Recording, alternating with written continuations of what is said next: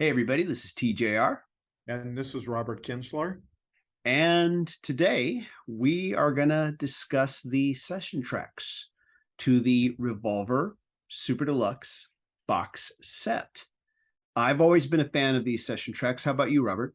Oh, big time. These have been just a blast to listen to them. Yeah, there was once a comment, a criticism back when the anthology series first came out, which was primarily just session tracks, outtakes, demos, that sort of thing. I don't know if anybody had released too much of this kind of stuff prior to the anthology series, but I think probably if there was, they were called bootleg recordings. If you yeah, did get, exactly. They weren't yeah, bootlegs, exactly. yeah. Um, but I remember reading a criticism in a newspaper. It was a response to a criticism where the critic was saying that he had read another critic state, "This is just table scraps," is how he described it. And the critic responded to him by saying, "Yes, you could say that, but these are table scraps from one of the best meals ever made," Yeah. is how he put it. And of course, what always needs to be said, a glimpse behind the creative process. So, with that, let's take a look. Let's go track by track Sounds with both good. of us here. The first track, Tomorrow Never Knows, take one. And this advanced track was originally released on the Anthology 2 series. And of course, it was in slightly truncated form from what we get here. This one has a little bit of extra stuff on it. I remember when I first heard this on Anthology, I found it to be not very listenable, in my opinion, but a clear indication that great songs do not grow on trees, that they take hard work to craft, and that the production of a song can be, in some cases, as important as the lyrics and melody.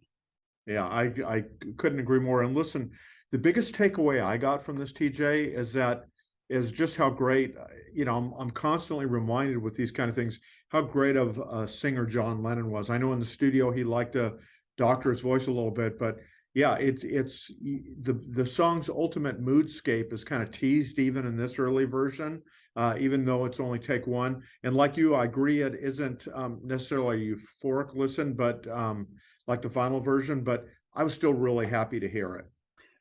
The interesting thing about revisiting it now on this set is that having read some of the book now and read the session record, the track by track section of the book, I'm gaining a bit more of an appreciation for it. And I agree with you. I think what I initially felt was probably disappointment because the original version was so euphoric. Mm-hmm. I mean, not the final version, I should The say, is final, so yeah, euphoric. what Yeah, we all know and love, what right? we all know and love. Yeah. Now, this is followed up by Tomorrow Never Knows, Mono Mix RM11. Not sure if RM means room, but it's called RM11.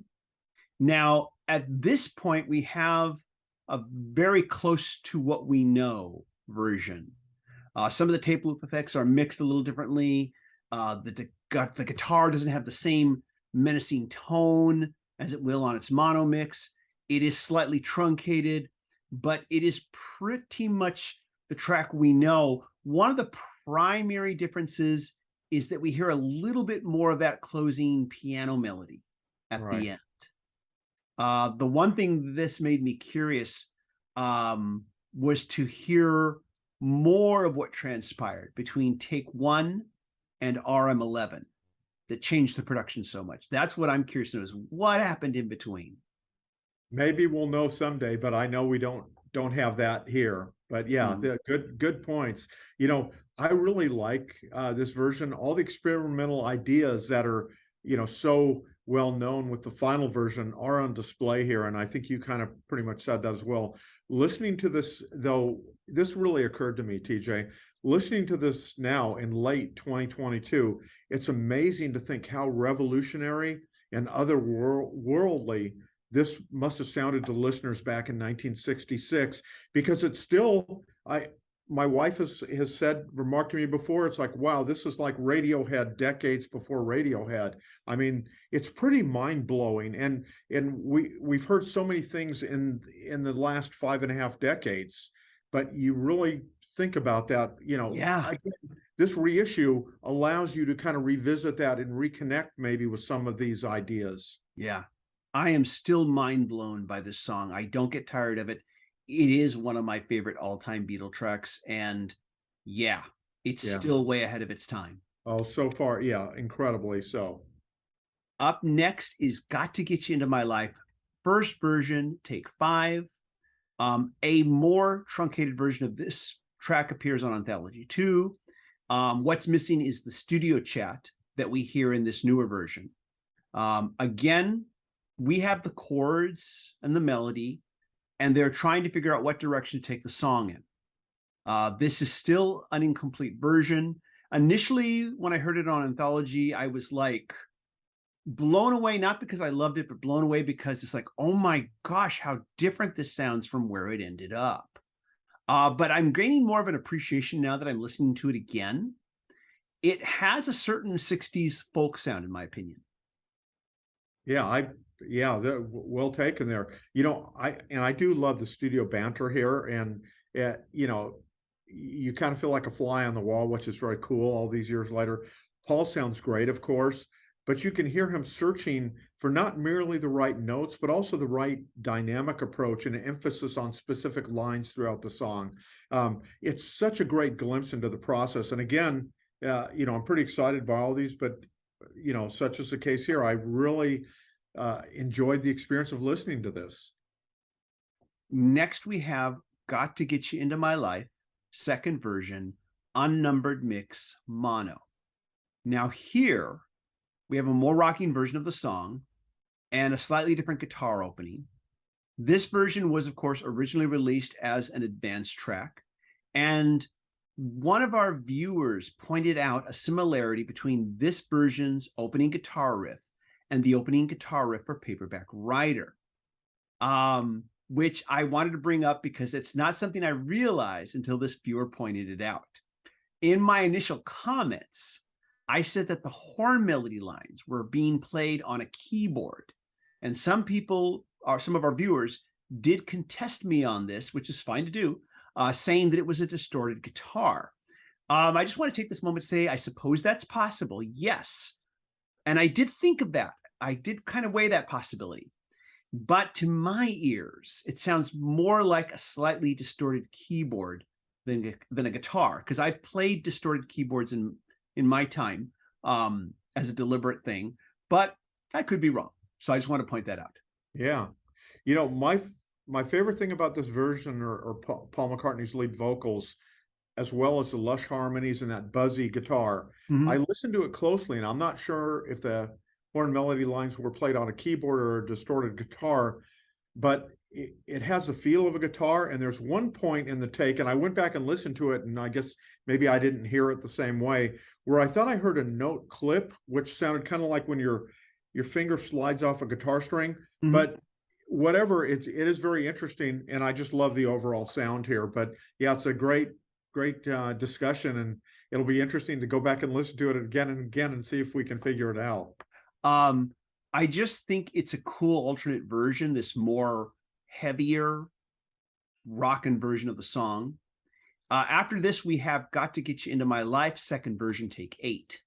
Now, at this point, the Beatles are taking the song into more of an R&B approach.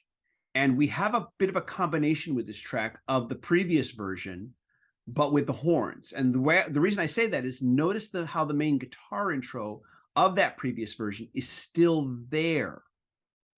In the final version, the guitar, that guitar opening that we heard in that alternate version is either not there or so buried that it may as well not be there.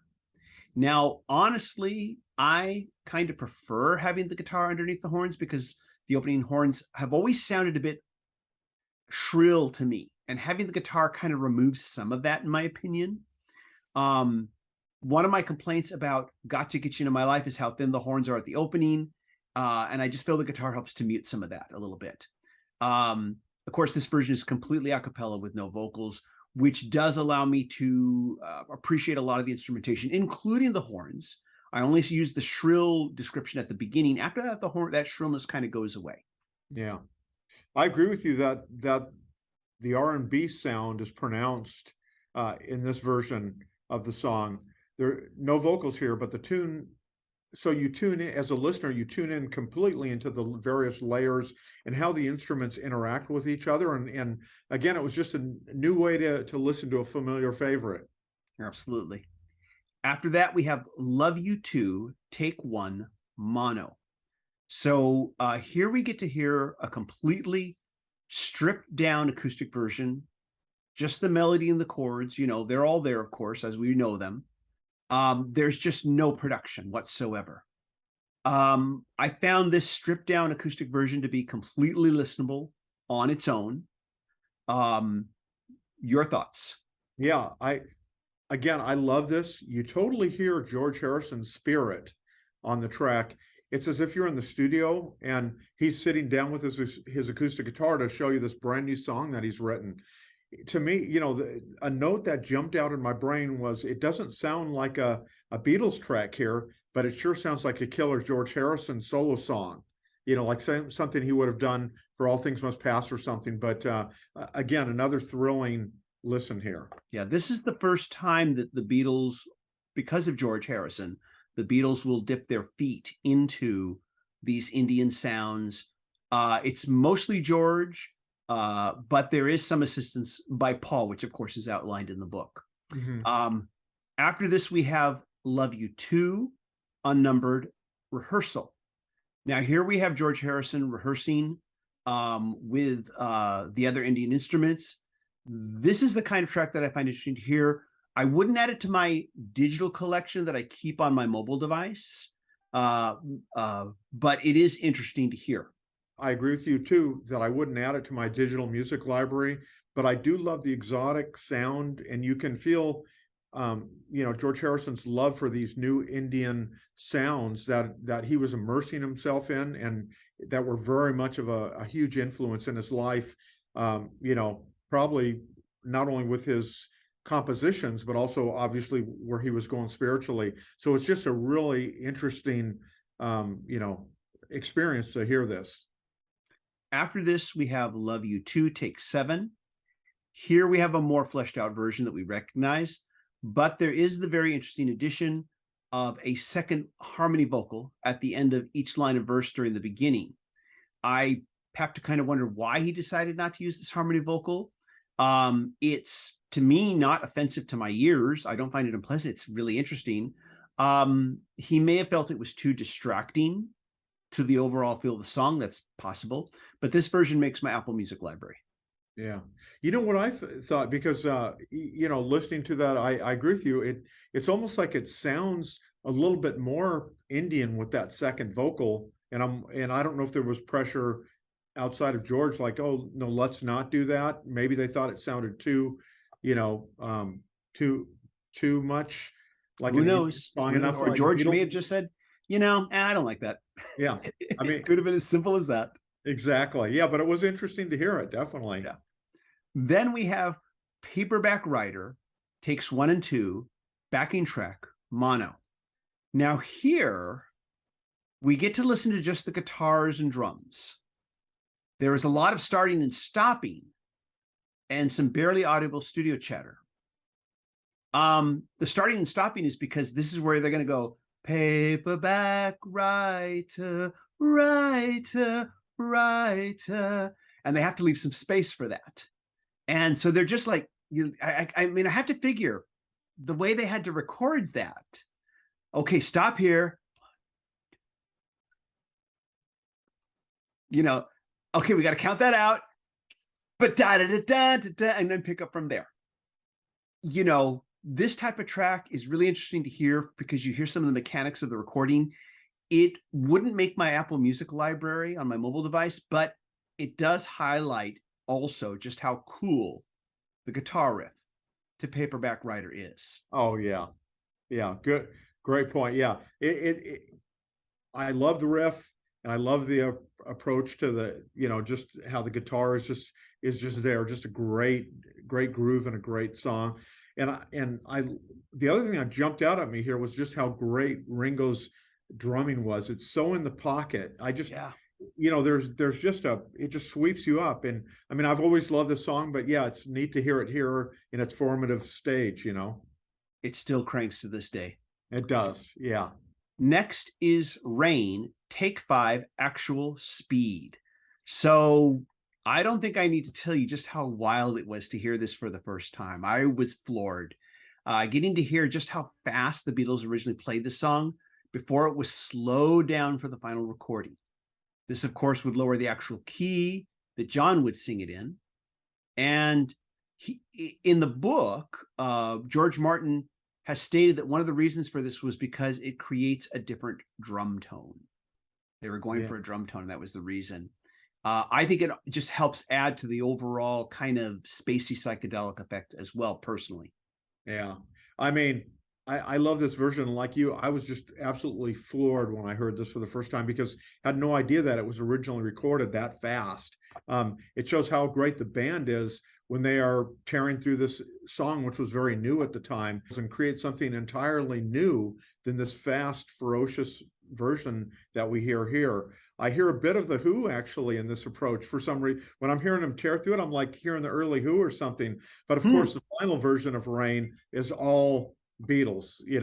So yeah, just what a thrill it was. One of the more interesting tracks on this session's, part of the release. Yeah, really love this. I know it's been one of your favorites. You've told me in the past that Rain is a real favorite of yours. Oh yeah, I love that song. So next we have track 11, Rain, Take Five, slowed down for master tape. We get to hear a more familiar version of the song, except that it is about maybe 15 seconds longer and doesn't have John's backwards vocals at the end. It also lacks the band adding their background vocals. The final mix fades out faster as well. Yeah.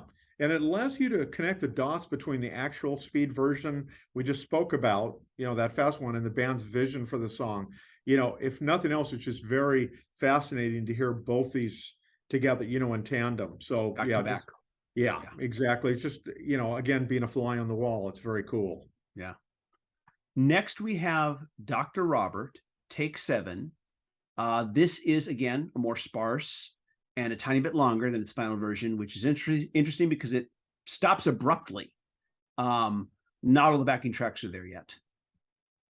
Even though it's more sparse, all the elements of a great signature Beatles song are there. The nuances in the musical performances I found great. And John's lead vocal and the harmonies in this version, are flawless. And I just love those shimmering guitars. But again, loved hearing this. I would never fast forward through it. It's a very cool track. Yeah. This would stay on my playlist too, on my digital, on my mobile device. After that, we have And Your Bird Can Sing. First version, take 2. This is an alternate version of the song. The tone is more folk influenced, more like the Byrds. And while I like it, I do have to say that I feel it's lacking a certain amount of pep. There are some attempts at creating different vocal harmonies that were used. This is good. I don't think it's bad, even though it's lacking a certain energy from the final version. But I do think they made all the right choices with the versions that they finally came out with. Yeah, you're so right, TJ. This is very, very folk rocky, and I had the same association with the sound kind of the Byrds when I heard it, and it lacks a propulsive power pop styled approach that you get on the final version. But I was happy to hear it, and I think it's a great curiosity. The song only really kicks in big time with that first lead guitar solo when that comes in. But other than that, I agree with you. This is far from being the masterwork that it ended up being later on. After that, we have And Your Bird Can Sing. First version, take 2, giggling. And while this version does certainly have a lot more pep to it, it does also have the Beatles giggling uncontrollably throughout almost the entire track. And that might be what brought in that pep. This is not perfection by any stretch of the imagination, but I did find it fun to hear. This version, of course, did appear on Anthology 2. I haven't heard it in quite a while. It was fun to revisit it. Yeah. You know, TJ, laughter is the best medicine, but I'm glad the Beatles didn't go with this one as for the final version, but it is a lot of fun, right? Yeah, I'm sure George Martin would have put his foot down on that one. Yeah, no, do it again. Anyways, though, it's wild to think that they kept that. There are so many artists that have said, just erase that, please. Get rid of that. Don't keep that. I'm really glad that got kept because it is just them losing it. They weren't perfect. They were, they weren't perfect musicians or anything, but they just had an instinct for songwriting, and they had the right producer to help them guide those instincts. So let's move on. That's the first disc of session tracks. So we're moving through them here. Let's get to the second one here. After that, we have "And Your Bird Can Sing," second version, take 5. We get some studio chatter and then a less polished but more rough version than the final track. Ringo's drum breaks are different during the bridge, which is followed by a vocal instrumental. This version is interesting to hear them trying different things with the track before settling on what to do. I wouldn't keep this in my digital music collection on my device. I can see why they abandoned this direction. Yeah, it has a more straightforward drum track, and it's simply this version is not as interesting or special as the final take. I like the bridge and the vocal instrumental section you referenced, but you can see the song just wasn't ready for prime time yet. It speaks volumes that the Beatles would try different things until they would get it just right. And I think that's what we can appreciate about something like this. You go, hey, it wasn't a terrible song or something, but the Beatles would work their magic on it and make it into something special. Next, we have "Taxman," take 11. This version was originally on Anthology 2. Of course, it's almost exactly like the final version, except that it has that very, what I describe and find to be very disconcerting background vocal that must have been very hard to sing. That is John and Paul singing in falsetto, that little bit, and I'm not even going to attempt it right now, but that no, I anybody would got a bit of money, anybody got a bit of it's like it's so easy to get tongue tied on right. that. I just tried and I couldn't do it. It would take some practice. I agree. I totally agree with you. It is similar to the final version in terms of the melody and the iconic guitar lines, and it has that dramatic vocal finale and a few minor other things. But I'm glad they ditched that busy background vocal bit too. I admire them for trying it. It must have been so difficult to get the phrasing right, just to get your mouth to do that. I admire them for trying it, though. Anyways, though, next we have "I'm Only Sleeping," rehearsal fragment. This is just a short little instrumental rehearsal fragment featuring what I'm guessing is xylophone. It has so much character, this little segment here. It's too brief. It was originally released on Anthology 2. I'm glad they included this, but it just gives you a sense of how they would experiment on their way to getting the final versions. And, I don't have a lot more to say beyond that, but it's so brief. I'm glad to hear it. Yeah. After that, we have "I'm Only Sleeping," take 2. This is really rough, some light drums or percussion, or I think it's just tambourine, maybe even. But it's just very minimal. John messes up in the middle of the track, but it's still good to hear. And again, a reminder that songs sometimes are 1% perspiration. 1% inspiration, and then 99% perspiration, which you are surely familiar with. Exactly. And TJ, another interesting take, and I know I've said this a few times, and hopefully I'm not being repeating myself too much, but it's just neat to hear the Beatles working these songs out. Yeah. Revolver is one of their all-time great albums, and I'm glad they put the work in so that we all get to enjoy the masterpiece today, but yeah, it's really fascinating. After that, we have "I'm Only Sleeping," take 5. This is a bit more upbeat, with no vocals, mostly just guitar and drums. I don't think I would keep either of these last 2 session tracks in my digital music collection, but I would keep that, again, I would keep that little rehearsal fragment. I really do think that some other artists out there needs to take that fragment and create an all instrumental version of the song based on that fragment, that stylization. Yeah, interesting.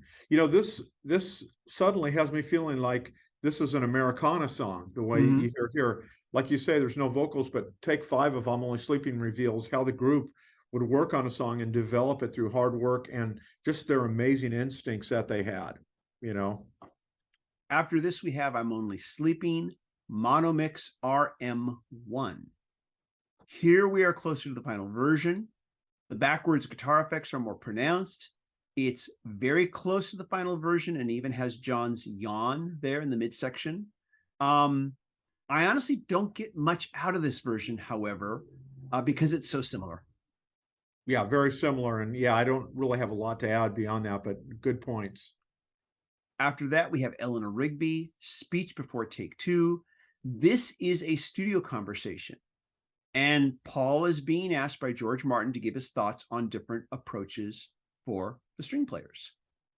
Yeah, and it's very fascinating. And again, like you said, you're getting to hear a lot of the magic and how it was being created and the communication and the thoughtfulness that went into these tracks. This is, of course, followed by Eleanor Rigby Take Two. You have to, these two tracks are part of the same thing, you know. At first, I was thinking this is the same instrumental version that appeared on Anthology 2. At first, that's what I thought. And when it was, but then I compared them a little closer, and I noticed that on the Anthology 2 version, while it does have the extra reverb and room sound on it, it's played a little more forcefully, a little more staccato. So I'm realizing now these are two different versions. I remember the Anthology 2 version just being floored by that, just hearing the string section. It just was amazing sounding. I still love that version to this day. I like this version too. I just like the other one a little bit more. It's more powerful in my opinion. But I would keep both of these, the studio chatter and then what follows. They are seamlessly supposed to be listened to together. I would keep those on my collection. Yeah. And I don't have a lot more to add, TJ, but listening to this instrumental version is to be reminded of the greatness of George Martin, who you just mentioned, and how much his talents added to the Beatles recordings, especially, like I'd say from Revolver on when they were just strictly a studio band and how all five of them were in sync. Absolutely. After that, we have For No One, Take 10, backing track. This is the keyboards and drums. It does give me a chance to sing along. And it's a cool curiosity for sure. You hear the chamber pop classic as it's being developed in the studio. Next, we have Yellow Submarine, songwriting work tape, part 1. This is the melancholy lament from John Lennon. It was an advanced track, and I did talk about it on the channel. I have to bring this up here because I got some flack from some viewers, or I should say Superfan got some flack because she made a joke about it. It was just a joke. One of the things I like about Superfan is that her sense of humor sometimes comes from saying very inappropriate things, very politically incorrect things. I am personally a lot more diplomatic. I did like this track. For the people who thought I didn't like it, I did like it. I think it's fascinating. Just like with the one Forgot to Get You Into My Life, to go, whoa, it went from this to this. That's crazy. I will keep this in my digital collection, but I had to point that out. Also, this track definitely brought up some questions from the viewers. Good question about the authorship of this song, because McCartney in interviews has kind of always attributed himself as the writer of this track. He's often said, I wanted to write a children's song for Ringo to sing. I'm guessing he wrote a good chunk of it. The final version has a lot of his sensibilities, but clearly this recording undeniably shows that he took inspiration from John Lennon. I agree with you. And just my feeling listening to the track is there's a sense of melancholy here that makes you want to listen, and that sense of melancholy, the way it's presented, I think, like you said, I associate that kind of with John Lennon's style. Yeah. So yeah, so I think that you're spot on with your observations there, TJ. One of our viewers said this could have been on one of his solo albums. Exactly. Yeah. In fact, it occurs to me that had he released that on one of his solo albums after the break of the Beatles, it would have been considered ironic because he's using the melody from Yellow Submarine. Anyways, I just thought I'd put that out there.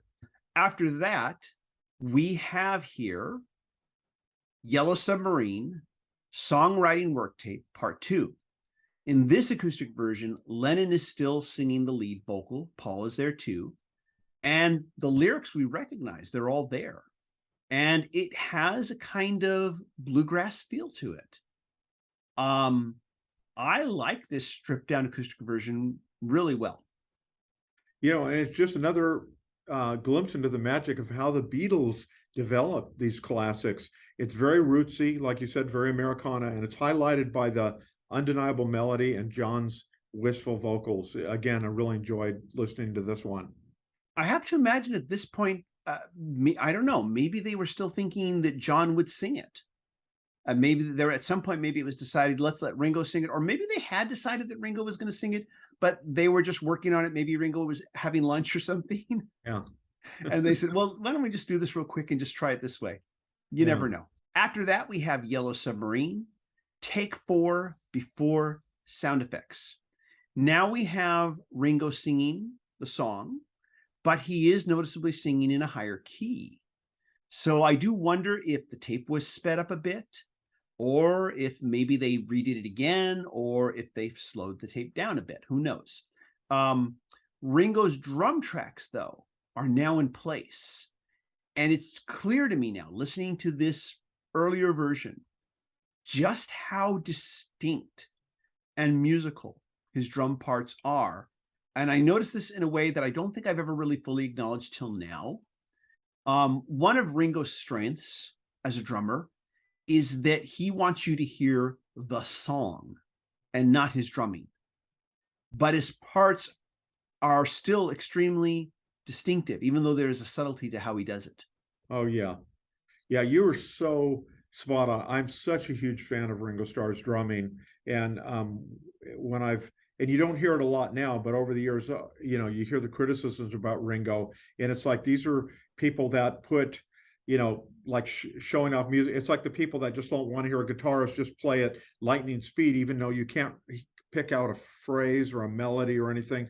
Ringo is a consummate musician, and the Beatles songs are strengthened by the input from all the members, and that includes Ringo Starr as an equal part of that equation in my mind. Yeah, and totally agree. Yeah. So I think we've kind of stated it, and it was very cool to hear this. We will state it more in the future, I'm sure. I'm sure we will. Now we have Yellow Submarine, highlighted sound effects. Now here we get the track with sound effects we are familiar with. Some of them we're familiar with, but some of them are actually different.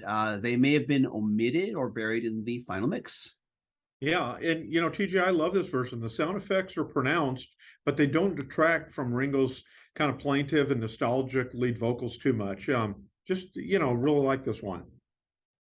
After that, we have I Want to Tell You, Speech, and Take 4. On this one, we mostly have keys, drums, and guitar. There's no vocals. I just was going to say, while this is just a real rough recording, I have always felt that this track, its final version, is a highly underrated and underappreciated Beatle track. Yeah, it's a really good song, TJ. And while we're only hearing the song in its infancy, it's nice that they've included it here. After that, we have Here, There, and Everywhere, take 6. A very bare recording of guitars, drums, Paul's lead vocal. It has this little signature guitar of na na na na na na. I probably didn't hum that very well. It's beautiful, and again, like many of the tracks included on these 2 session session track audio CDs. It's wonderful to hear a great Beatles original as it comes to life. Yeah. I have to imagine that Paul was playing all that live. I mean, he playing the rhythm and then suddenly went da da da da da da and went right back into the rhythm again. Yeah. That's what it Yeah. feels like to me, which is Yeah. pretty impressive in my opinion. It Anyhow, is very impressive. Yeah. I And I wanted to think, say that. yeah. After that, we have She Said, John's Demo. Now this one is so rough that I can understand why some fans might not want to include it in their digital playlists. Um, I do have to admit though, I understand this. I have to admit though that I really like that his trousers are torn line. I think he made the right choice not including it, but I do love hearing it though. Fun to hear it being worked out. This reminds me of those sparse acoustic recordings on that radio series, the Lost Lennon tapes that was on many years ago. That I think Yoko would literally open up the vaults, and they started. They would have those on that weekly show or whatever that was. Mhm. It's nice to hear it. Obviously, it's not in a complete form or anything, but it is still a gem to hear it. Yeah. After that, we have She Said, Take 15, backing track rehearsal. This particular take almost falls apart near the end. There's a part where it kind of stumbles. You can hear it. Still a fun listen though. And I agree with you. You can really feel the groove of the song and how well these four lads were playing together. And again, I've probably said it once, I've said it twice, and I'm going to continue to say it. Pure magic.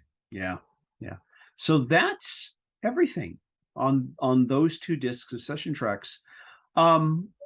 Overall, I'd say there's a ton of stuff here that I will definitely listen to more than once. I know a lot of viewers say, yeah, I can listen to these things once, but that's it, never again. I always find there's a good chunk of this stuff that I will keep. But yeah, there's always a good chunk of stuff here, and always a lot of fun to be able to just sneak a peek behind that curtain and hear the process, hear that the Beatles weren't perfect. But that the main thing is, as was exemplified in the film Get Back, they had a hell of a good time doing it. Yeah. Working through those rough parts by just not taking any of it too seriously, which I remember plagued a lot of my bands that I was in growing up, where we just got a little too tense with each other. Yeah. Took it all a little too seriously. Whereas they joked around, let's jump into a cover for a moment, okay, let's go back. And yeah, so yeah, fun to see. TJ, it's well said. They didn't, as you can hear in their final recordings, the recordings that we've come to know and love over the last 50 plus years, they didn't just settle, and you kind of hear that on display with these session tracks that they did. Maybe the songs, the ideas, the melodies were in place, but they didn't just settle. They wanted to make these songs as great as they could, and they didn't just work on, let's say, one song and say, hey, this is a single, we're going to really work this one up. They did that with all their songs. Yeah. And that's what's so impressive. And that's why the Beatles are kind of alone in the universe, where almost every recording is considered, any one of their lesser known songs would be among the greatest songs for just about any other rock band in the universe. And you really hear that, with these session tracks. I think I don't know if you agree with me, but that's what comes to my mind. I agree, but also you have to take into account the fact that they did it so fast.